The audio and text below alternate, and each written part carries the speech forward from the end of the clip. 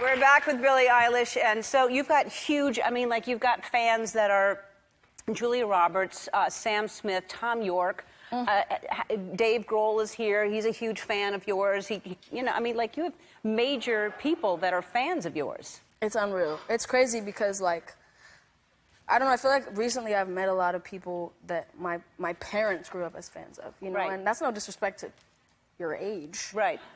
Dave. Yeah, right. But, no, but I think that's when it really hits me because, you know, I was even in a meeting with Stella McCartney and she FaceTimed her dad, which is Paul McCartney. So, right.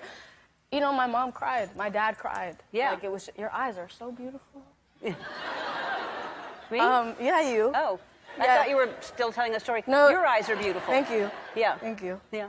All right, so is that who freaked you out the most? Is Paul McCartney, do you think? Probably. I feel like probably. But in London, Sporty Spice came backstage. Oh.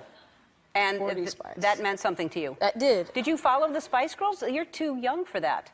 Okay, can I tell you something? Well, you're here. So, You might as well. when I was growing up, I would watch. Growing up, I'm 17. We would watch the Spice World. Like, I watched that movie like 40 times, and I thought it was like a fictional movie about a group of girls who were in a group, and they sang, and I thought that was it. I was like, and then I remember seeing like some Spice Girls, and I was like, oh my God, they're reenacting the movie. Yeah. Because I thought it was like a fictional movie about some girls. Right. Called the Spice Girls. Right. It wasn't. No, no. And so you spoke about something that I think is really important and brave that you didn't intend to speak about, but that you have Tourette syndrome and that it comes out at certain times. But I think that's amazing that you spoke about it because you kind of take away the, you know, scariness of it. It's something I've lived with my whole life, and everybody knows, like everybody in my family, all my friends, all the people that are closest to me know I have it, and it's not anything different, you know? And I just never said anything because I didn't want that to define who I was. I didn't want it to be like, the artist with Tourette's, Billie Eilish is on Ellen. Yeah. I have ways of kind of making them go away. So if I'm on if it's like an on-camera interview or whatever. That's what this is. Yes, it is.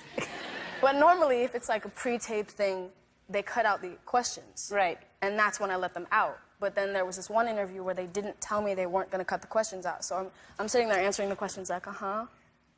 And then they start asking me a question, and I'm like, and then everyone's like, that's so funny. And they made a whole, there was tons of compilations like, this is so funny that Billie did this facial expression. When really it's just a bunch of ticks. Right. Well, no, I think like I said, I think it's a good thing that you because I'm sure a lot of people have that, and it's look at where you are and look at what you know have accomplished, and you haven't let that even make you feel like there's something wrong with it, because it's not. It's just part of who you are. I think I also really learned that like a lot of my fans have it.